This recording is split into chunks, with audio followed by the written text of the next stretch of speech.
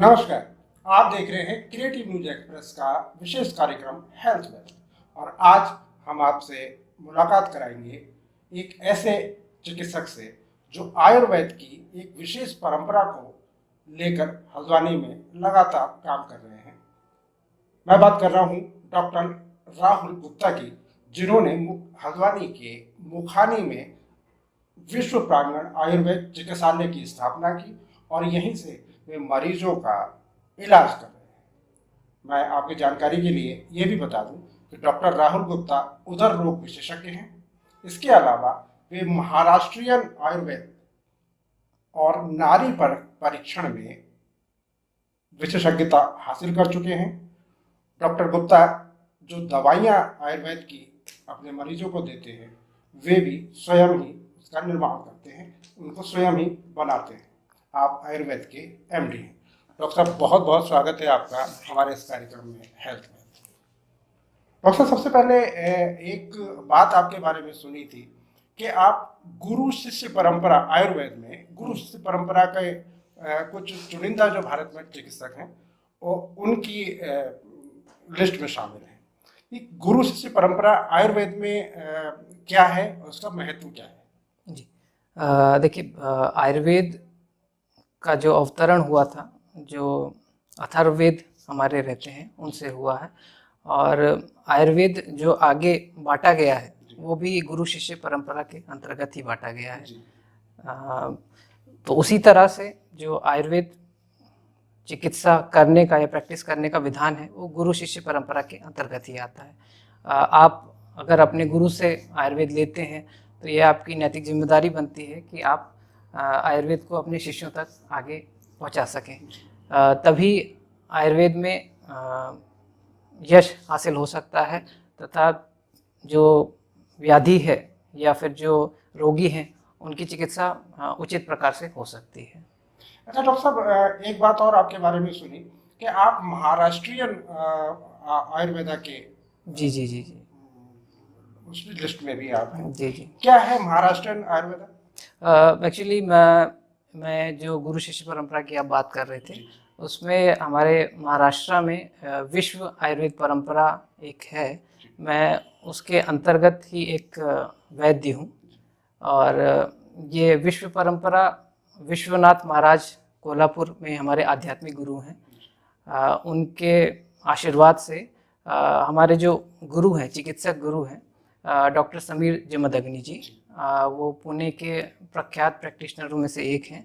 तो उनके द्वारा ये परंपरा शुरू की गई थी। इसी वजह से हमारे जितने भी चिकित्सक बंधु हैं वो अपने चिकित्सालय का नाम जो है विश्व परंपरा से या फिर विश्व नाम से वो आपको ऑल ओवर इंडिया देखने को मिलेंगे। जैसे कि आपके हॉस्पिटल में? जी जी जी, विश्व प्रांगण है मेरा। तो डॉक्टर साहब, ये जो गुरु शिष्य परंपरा है, आप कह रहे हैं कि आपके जो गुरु हैं वो अभी हैं। जी जी जी। तो ये बहुत पुरानी नहीं है?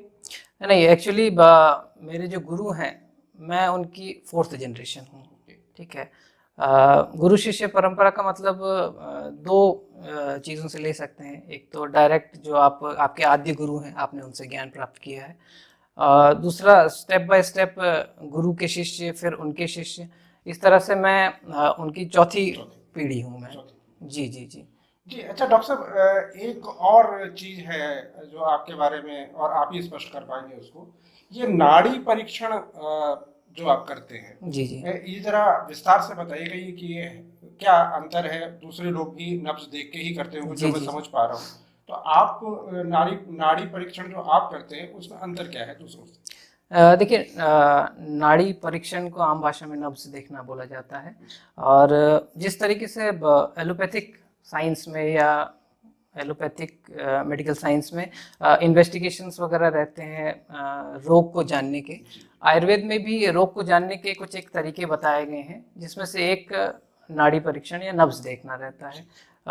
नाड़ी परीक्षण से कुछ ऐसे तथ्य सामने आते हैं जो रोगी चाह के भी चिकित्सक को नहीं बता पाता है, लेकिन उनकी चिकित्सा में वो तथ्य बहुत ज़्यादा ज़रूरी रहते हैं। और क्योंकि अलग अलग संप्रदायों में अलग अलग तरह की नाड़ी परीक्षा होती है। हमारे विश्व संप्रदाय में नाथ नाड़ी परीक्षा प्रचलित है, तो इसमें हम नाड़ी परीक्षा का ज्ञान अपने गुरु से लेते हैं। साथ में फिर उसके बाद इसकी दीक्षा के लिए हमें हमारे जो आध्यात्मिक गुरु हैं उनके आश्रम यानी कोल्हापुर महाराष्ट्र में जो है वहाँ से दीक्षा लेनी पड़ती है। फिर उनकी आज्ञा के बाद फिर हमें ये नाड़ी परीक्षण की अनुमति अपने चिकित्सा क्षेत्र में करने के लिए मिलती है। इसीलिए इसको हम नाथ नाड़ी संप्रदाय कहते हैं। अच्छा डॉक्टर साहब, इससे पहले कि हम जिस विषय को लेकर हमने आपको कष्ट दिया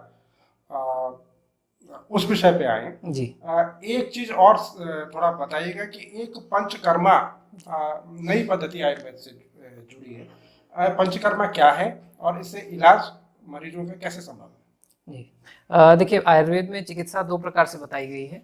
एक तो औषधीय चिकित्सा या दवाओं से रोगी की चिकित्सा की जाती है। दूसरा पंचकर्म चिकित्सा। पंचकर्म चिकित्सा में जो दोष है या टॉक्सिन्स है उसको शरीर से बाहर निकाल दिया जाता है। तो दोनों ही तरह की चिकित्सा एक रोग में भी हो सकती है या अलग अलग चिकित्सा अलग अलग रोगों में भी हो सकती है। तो दोनों साथ मिलके रोगी के लाभ के लिए या बेनिफिट के लिए की जाती है। और पंचकर्म चिकित्सा का थोड़ा सा ये फ़ायदा रहता है कि जो भी एक्यूट कंडीशंस रहती हैं उसमें कम समय में ज़्यादा लाभ रोगी को पहुंचाया जा सकता है, लेकिन साथ में औषधीय चिकित्सा बहुत ज़रूरी रहती है। पंचकर्म के साथ में दवाई ज़रूरी रहती है, क्योंकि देखिए रोगियों में ये भ्रांति है जनरली कि हम 15 दिन का पंचकर्म चिकित्सा करा लेंगे तो हम बिल्कुल ठीक हो जाएंगे। देखिए पंचकर्म चिकित्सा औषधीय चिकित्सा को बल प्रदान करती है, लेकिन ऐसा नहीं है कि सिर्फ पंचकर्म चिकित्सा के बेसिस पे आप पूरी तरीके से ठीक हो सकते हैं। हाँ, रोग को ठीक करने में 50% या 60% काम पंचकर्म चिकित्सा का रहता है, लेकिन 40% काम दवाओं का साथ में आहार विहार के परहेज का रहता है। तो सब मिल के ही रोगी की चिकित्सा की जाती है। और हमारे बहुत से दर्शकों की ये मांग रही है कि कुछ ऐसे विषयों पे भी लोगों को जागरूक किया जाए और कुछ जानकारियां दी जाए जो अमूमन लोग कहने से, जो हमारे सामाजिक ताना बाना है उसके हिसाब से कहने से थोड़े से परहेज करते हैं, थोड़े शर्माते हैं। आप चूँकि उदर रोग विशेषज्ञ हैं और ख़ासकर आप एक ऐसी बीमारी का जिसकी मरीजों की संख्या लगातार भारत में ज़्यादा होती जा रही है, यानी हम बात कर रहे हैं बवासीर यानी पाइल्स की। और आज हम डॉक्टर साहब को इसीलिए कष्ट दिया हमने कि पाइल्स के बारे में अधिकाधिक जानकारी, उसका इलाज, उसके लक्षण और उसके बाद बरते जाने वाले परहेज पे भी हम चर्चा कर पाए।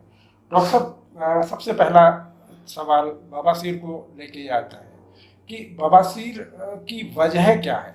जी, देखिए बवासीर तो आम शब्द हो गया। आयुर्वेद में अर्श बोला गया है। अर्श का जब हिंदी अनुवाद निकलता है तो अरि शब्द से अर्श शब्द बना है, और अरि का अर्थ होता है दुश्मन। जिस तरह एक दुश्मन आपके पीछे पड़ जाता है और आपको परेशान करता रहता है, अर्श या बवासीर उसी तरीके का रोग है। अर्श को आयुर्वेद में कृच्छ साध्य रोग बोला गया है। कृच्छ साध्य रोगों को मैं थोड़ा सा डिटेल करना चाहूँगा। आयुर्वेद में 3 तरह के रोग बताए गए हैं, एक साध्य या सुख साध्य, दूसरा कृच्छ साध्य, तीसरा असाध्य। ठीक है, तो सुख साध्य या साध्य रोग वो रहते हैं कि थोड़ी सी चिकित्सा में उनमें लाभ मिलता है। कृच्छ साध्य वो रोग रहते हैं जिसमें चिकित्सा करने में या लाभ मिलने में चिकित्सक तथा रोगी दोनों को काफ़ी एफर्ट्स लगाने पड़ते हैं, लेकिन साध्यता की कैटेगरी में वो भी रहते हैं। तीसरा असाध्य रोग रहते हैं। तो अर्श या पाइल्स जो है कृच्छ साध्य रोग है, इसको ठीक होने में थोड़ा समय तो ज़रूर लग सकता है, लेकिन अगर एक बार अर्श रोग ठीक हो जाता है तो वो आहार विहार और परहेज के बेसिस पे आगे रोगी को परेशान नहीं करता है तथा उसको आगे दवा लेने की ज़रूरत नहीं पड़ती है। डॉक्टर साहब, आम आदमी कैसे समझे कि वो अर्श यानी पाइल्स की चपेट में है? जी, देखिए पाइल्स के कुछ एक मुख्य लक्षण रहते हैं। उसमें सबसे प्रमुख लक्षण है कि गुदा मार्ग पे मस्सा हो जाना। ठीक है, मस्सा गुदा के अंदर भी हो सकता है, गुदा के बाहर भी हो सकता है। गुदा के अंदर अगर मस्सा होता है तो रोगी को थोड़ा सा मल त्याग में कठिनाई होती है। कभी कभार इस तरह से रहता है कि मल त्याग के साथ में अगर रोगी को ब्लीडिंग होती है तो वो अर्श हो सकता है। ब्लीडिंग के अलग अलग कारण रहते हैं, जैसे अगर मल को लग के ब्लीडिंग हो रही है तो वो थोड़ा सा फिशर की तरफ चला जाता है। मल के साथ बूंद बूंद अगर ब्लीडिंग हो रही है या फिर एक साथ ब्लीडिंग हो रही है तो वो थोड़ा सा पाइल्स की तरफ हो जाता है। तो चिकित्सीय निदान के बाद ही वो डायग्नोस हो पाता है कि वो पाइल्स है या नहीं। अच्छा डॉक्टर साहब, अलग अलग स्टेजेस हैं क्या पाइल्स की? देखिए, आयुर्वेद के अकॉर्डिंग दो तरह के पाइल्स बताए गए हैं। एक शुष्क अर्श यानी बादी पाइल्स जिसमें ब्लीडिंग नहीं होती है, दूसरा है स्रावी अर्श यानी ब्लीडिंग पाइल्स। तो इस दो तरह के पाइल्स में लक्षण, क्योंकि शुष्क है तो उसमें ब्लीडिंग नहीं होती है, लेकिन मलकृच्छता या मोशन करने में दिक्कत होती है, गैसेस पास नहीं होती हैं, गैसेस ऊपर को निकलती हैं, मोशन करने के समय दर्द वगैरह रहता है। ब्लीडिंग पाइल्स या स्रावी अर्श में इन्हीं लक्षणों के साथ साथ ब्लीडिंग होने की टेंडेंसी रहती है और गुद में जलन या दर्द की समस्याएं रोगी को रहती हैं। ये दोनों तरह के ही जो रोग हैं पूरी तरीके से साध्य हैं आयुर्वेद में। तो क्योंकि मैं आयुर्वेदिक चिकित्सक हूँ तो मैं रोग भी आयुर्वेद के निदान के हिसाब से ही उसकी चिकित्सा को मैं बताना चाहूँगा। डॉक्टर साहब, ये पाइल्स जो बीमारी है, मतलब लोगों को हम कैसे जागरूक कर पाए कि वो इसको डॉक्टर के पास जाके या अपने परिजनों को भी बता पाए कि मैं इस बीमारी का शिकार हूँ? देखिए, पाइल्स जैसे मैंने आपको बताया कृच्छ साग रोग है, तो किसी भी रोगी को महीने 2 महीने में पाइल्स नहीं होता है। शुरुआती समस्याएं पचन संबंधी ही रहती हैं, जिसको अगर रोगी इग्नोर करता है या प्रॉपर उसका ट्रीटमेंट उसको नहीं मिल पाता है तो कुछ सालों में वो पाइल्स में बदल जाता है। तो अगर रोगी को ये लगता है कि उसका पाचन ठीक नहीं है, मोशन के समय उसको ताकत लगानी पड़ती है या मोशन खुल के नहीं होता है, तो रोगी उसको पाइल्स बनने का वेट ना करे और चिकित्सक के पास आके तुरंत उसके समस्या का समाधान करवाना उसके लिए उत्तम रहेगा। क्योंकि अगर एक बार बीमारी पाइल्स में कन्वर्ट हो जाती है तो वो कृच्छसाध हो जाएगा तथा रोगी को परेशान करेगा। तो डॉक्टर साहब, जब आपके पास में मरीज पहुंचता है, सबसे पहला उपचार आप कहाँ से शुरू करते हैं? देखिए, पाइल्स क्योंकि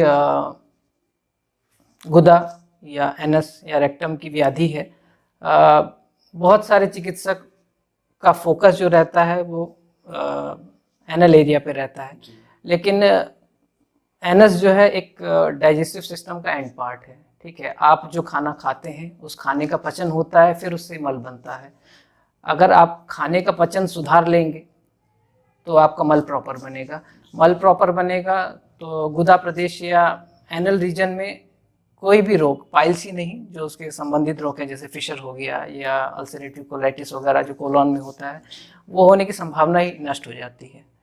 तो उस हिसाब से हमारी जो चिकित्सा रहती है उसमें हम मुख्यतः रोगी का निदान करते हैं, उनके आहार विहार की जानकारी लेते हैं, फिर उसके हिसाब से उसमें क्या क्या करेक्शन रोगी को बताए जाते हैं या क्या क्या करेक्शन ज़रूरी है वो रोगी को बता के साथ में थोड़ा बहुत जो दवा ज़रूरी हो वो दे के फिर उसका चिकित्सा की जाती है।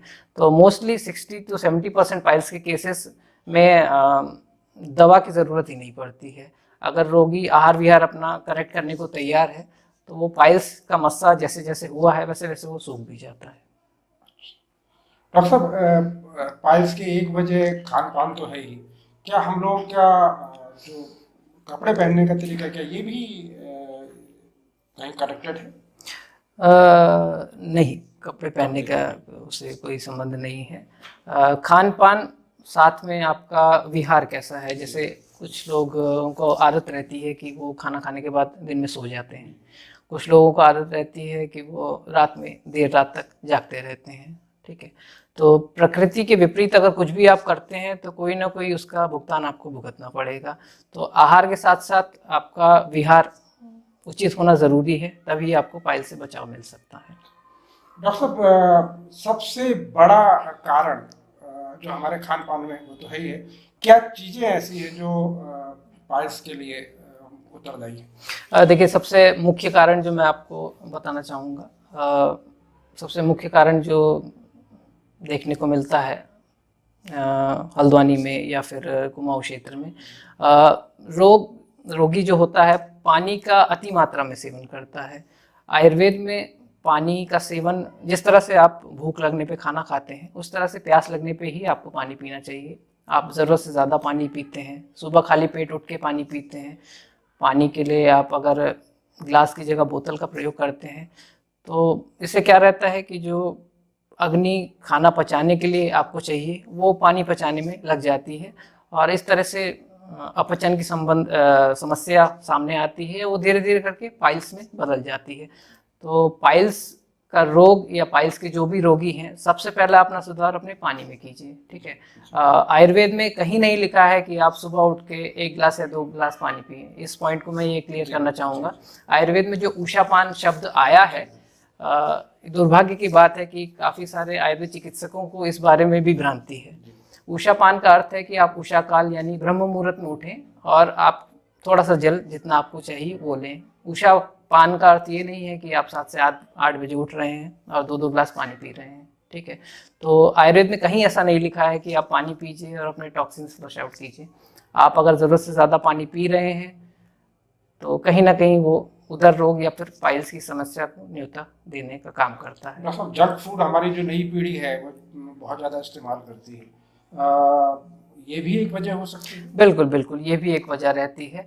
जंक फूड देखिए टेस्ट में अच्छा लगता है और आयुर्वेद कहता है कि जो भी चीज़ आपकी जीवा या टेस्ट बड्स को अच्छी लगती है वो आपके पेट के लिए हानिकारक रहती है। जंक फूड जो रहता है पचन में थोड़ा सा डाइजेशन को स्लो कर देता है। उसके कारण क्या रहता है कि जो मल बनता है रोगी में वो चिपचिपा बनता है। चिपचिपा मल क्योंकि जैसे शीट पे आपने देखा होगा इंडियन टॉयलेट में जो यूज़ करते हैं रोगी, उसमें चिपकता है, वैसे ही वो आपकी आंतों में चिपकना स्टार्ट हो जाता है। तो ऐसे रोगियों में शुरुआत में मोशन करने के बावजूद भी ऐसा फीलिंग होता है कि मोशन नहीं हुआ है। तो उससे बचने के लिए रोगी प्रवाहन या फिर ताकत लगाना शुरू करता है मल में और उसके कारण फिर पाइल्स की समस्या तैयार हो जाते हैं। तो जंक फूड का भी बहुत बड़ा रोल है इसमें। अच्छा डॉक्टर साहब, सावधानियाँ क्या क्या बरती जाए कि पाइल्स हो ही ना? जी जी। और एक सवाल ये भी रहेगा बाद में कि इलाज के बाद क्या क्या सावधानी आप बरतने के लिए मरीज से कहते हैं? पहले तो ये कि पाइल्स हो ही ना, इसकी सावधानी।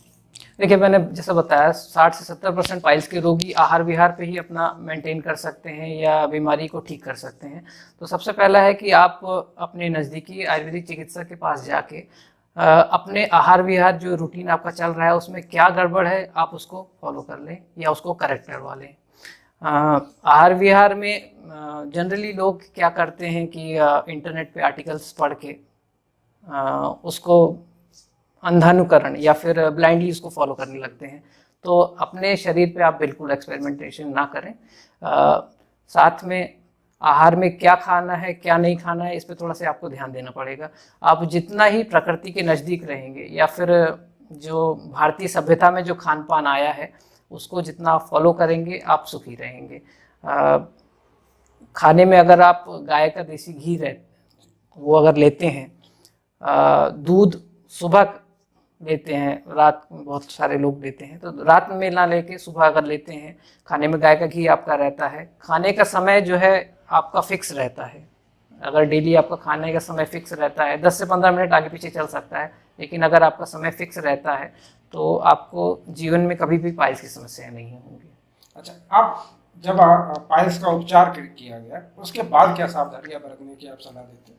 देखिए पाइल्स के जो रोगी रहते हैं उपचार के दौरान ही धीरे धीरे करके उनका, क्योंकि जो आहार विहार है एक साथ ही उनसे नहीं छूटता है, तो धीरे धीरे करके चिकित्सा का एक फ़ायदा ये भी होता है कि उनका आहार विहार जैसे जैसे करेक्ट होता जाता है। पाइल्स के साथ कुछ ऐसे अन्य रोग भी जो रोगी नहीं भी बताता है तो आके मुझको बताता है कि सर ऐसा ऐसा ये बीमारी थी, मेरा खाना पीना मेरा आपका सुधरा है आपके वजह से, उसकी वजह से ये भी दिक्कत सॉल्व हो गई है। तो जिस तरह से देखिए आप गाड़ी की सर्विसिंग कराते हैं, सर्विसिंग के बाद गाड़ी नई जैसी हो जाती है, लेकिन वो आप पे डिपेंड करता है कि गाड़ी 6 महीना चले या साल भर चले, ठीक है। तो पाइल्स की चिकित्सा के बाद अगर आप आहार विहार में जो मैंने अभी बताया है आपको चेंजेस आप वैसे रखते हैं तो इन फ्यूचर निश्चित ही है कि आपको किसी भी तरीके की कोई भी चिकित्सा या दवाओं की ज़रूरत नहीं पड़ती है इसमें।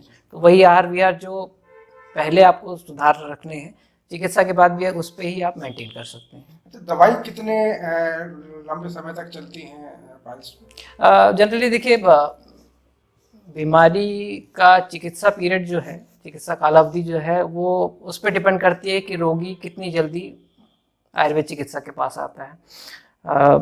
आजकल कैसा रहता है कि थोड़ा सा अगर बीमारी हुई तो रोगी अपना मेडिकल स्टोर से लेकर दवा खाता है, कुछ समय में फिर उसमें अगर फ़ायदा नहीं हुआ तो फिर वो जनरल फिजिशियन को दिखाता है, नहीं फ़ायदा हुआ तो स्पेशलिस्ट को दिखाता है। करते करते ऐसे साल 1.5 साल का समय बीत जाता है, फ़ायदा नहीं होता है तो 2.5 साल के समय के बाद फिर वो आयुर्वेद चिकित्सा के पास आता है। तो जितना शीघ्र आप आयुर्वेद चिकित्सा के पास आएंगे उतनी जल्दी ही पाइल्स से आपको छुटकारा मिल जाएगा। लक्षणों में आप शुरुआती 15 दिनों में ही आपको कमी मिल जाएगी। बाकी जहाँ तक पाइल्स में मस्सों का सवाल है, आयुर्वेदिक चिकित्सा से उसको गलने में कम से कम 3 महीने का समय लगता है। जी डॉक्टर साहब, एक और चूँकि पाइल्स में रक्तस्राव भी होता है और अमूमन ये लोग जब रक्तस्राव को देखते हैं तो उसके बाद में वो घबरा जाते हैं, तो क्या पाइल्स जानलेवा भी है? पाइल्स देखिए जानलेवा बीमारी नहीं है। ऐसा बहुत कम देखा गया है कि पाइल्स की वजह से किसी की मृत्यु हो गई हो। लेकिन क्योंकि पाइल्स जो है गुदा प्रदेश का रोग है और गुदा को आयुर्वेद में मर्म बोला गया है। मर्म का अर्थ है कि जिस पे आघात होने पे रोगी की मृत्यु हो सकती है। तो एरिया थोड़ा सा सेंसिटिव होने की वजह से रोगी को उस पर थोड़ा सा ध्यान देना चाहिए। अक्सर क्योंकि ब्लीडिंग होती है, बहुत ज़्यादा होती है, तो पेशेंट इसमें घबरा जाता है। घबराने की कोई भी बात नहीं है इसमें। आप तुरंत ही अपने नज़दीकी आयुर्वेदिक चिकित्सक से इसकी जांच करवाएं, सलाह लें और अपना खान पान में सुधार रखें तो ये बीमारी जो है बिल्कुल ही ठीक हो सकती है। डॉक्टर साहब, आप भी मरीजों से मिलने के लिए या मरीज आपसे बात कर पाए इसके लिए आपने क्या क्या और संसाधन विकसित किए हैं? कोई वेबसाइट? जी हाँ, इसमें देखिए गूगल पे आप श्री विश्व प्रांगण आयुर्वेद चिकित्सालय सर्च कर सकते हैं। हमारी वेबसाइट आपको वहाँ पे मिल जाएगी।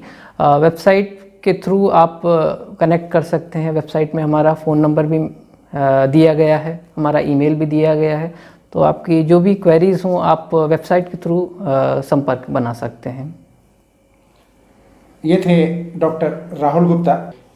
पाइल्स होने के बाद बरती जाने वाली सावधानियां और पाइल्स क्यों होता है, इन सब विषयों पर लंबी चर्चा करते हुए हम बहुत से सवाल दर्शकों के शायद डॉक्टर साहब से नहीं पूछ पाए हों। आगे अगर आपके मन में भी कोई सवाल है तो आप इस वीडियो के नीचे कमेंट में अपने सवाल लिख सकते हैं और हम अगली बार डॉक्टर साहब को बुला के आपके सवालों के जवाब भी उनसे ज़रूर पूछेंगे। मिलते हैं हेल्थ वेल्थ के किसी और एपिसोड में फिर से किसी और दूसरी समस्या के साथ, नए चिकित्सक के साथ। धन्यवाद।